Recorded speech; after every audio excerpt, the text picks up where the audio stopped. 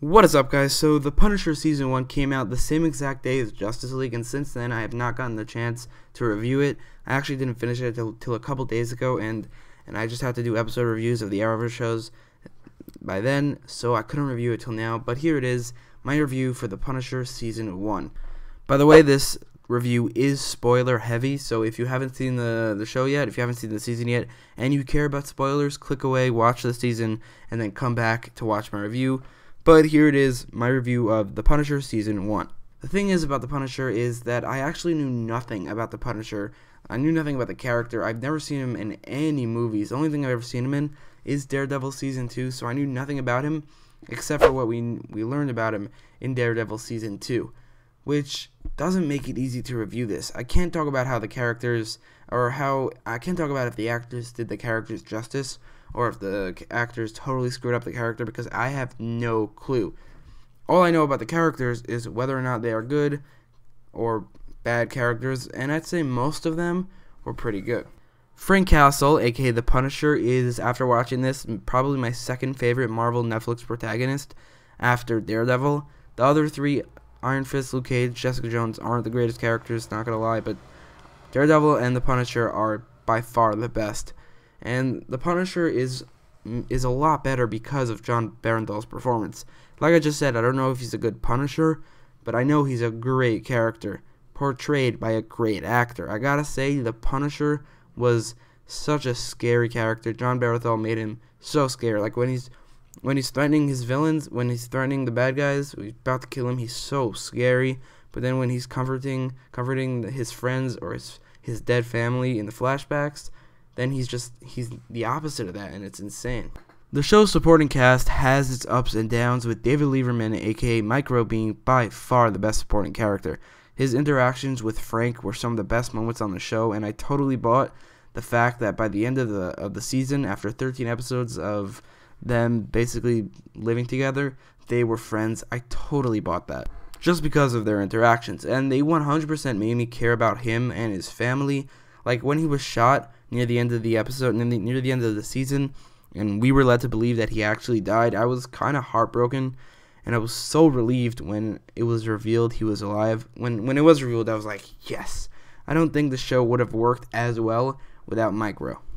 The other supporting characters, like Madani, weren't as good as David Lieberman, though. The main reason Madani wasn't the greatest character is just she felt like just another cop character that every Netflix Marvel show seems to have. Nothing against her or anything, just nothing. There's nothing special about her as a character. She didn't really fit into the story until the end of the season, or near the end of the season, and her connection to Billy Russo is really the only thing that made her interesting. But if you need another character to make you interesting, you're probably not an interesting character.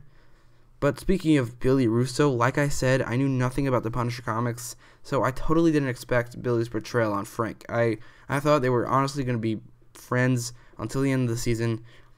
I had no idea this was going to happen.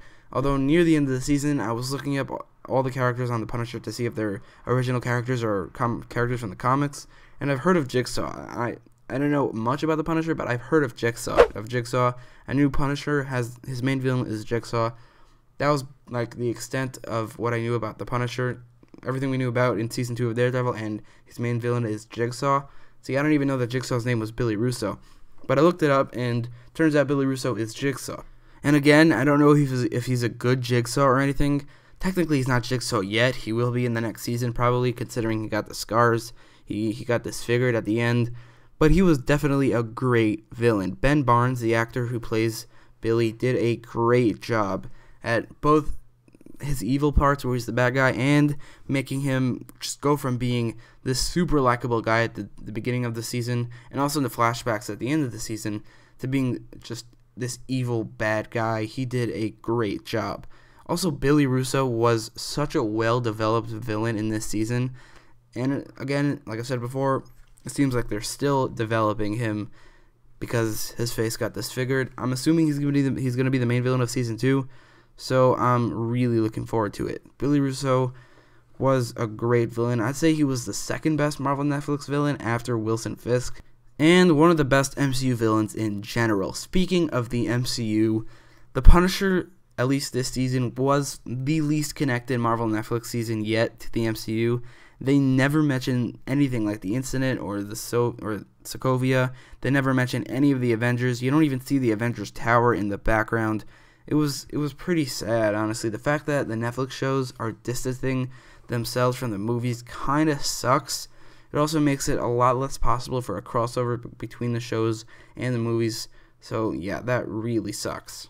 The action in this season was mostly great. When Frank is just mowing through bad guys, it's incredible. It's amazing to watch. It doesn't have a lot of choreography, which probably makes it better. It makes the fight scenes more realistic and brutal. You can get away with no choreography when your fight scenes are like bloodbaths. So you can just have people punch each other and there's blood everywhere. It's awesome. You don't need choreography for those things. Something on like Arrow, where they can't really show that much blood, you need choreography to make it look interesting. But this, you don't need that at all. This already looks interesting. And wow, there was a lot of blood. So I said that the action was mostly great, and that's because there were some fight scenes that had like way too many cuts. Like, calm down on those cuts. The best fight scenes are the long take ones that they did in the what's it called? Daredevil. Yeah, Daredevil. They did it in Daredevil. Those are some of the best fight scenes ever. They did it on The Punisher too a couple times, but there were also a couple fight scenes that just had way too many cuts. But again, that's not even most of the fight scenes. Most of the fight scenes were really good. So this is just a small problem. The season's subplot of Lewis Wilson was just irritating. I thought his actor wasn't the greatest actor. He was a pretty bad actor. I think that might have attributed to the fact that I really didn't care about his character, and the subplot didn't even last till the end of the season, so I don't see the purpose of it.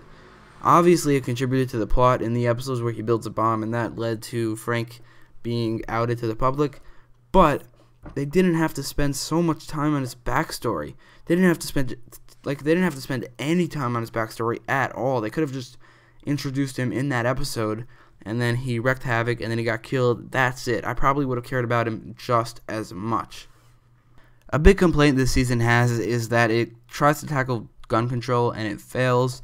And I'd say I'd agree with that. When your main character is just mowing through people left and right with guns, he uses his guns to kill like 50, 100,000, quadrillion people in this season. That's obviously a mild exaggeration, but he uses guns. He's the main character. Why are you...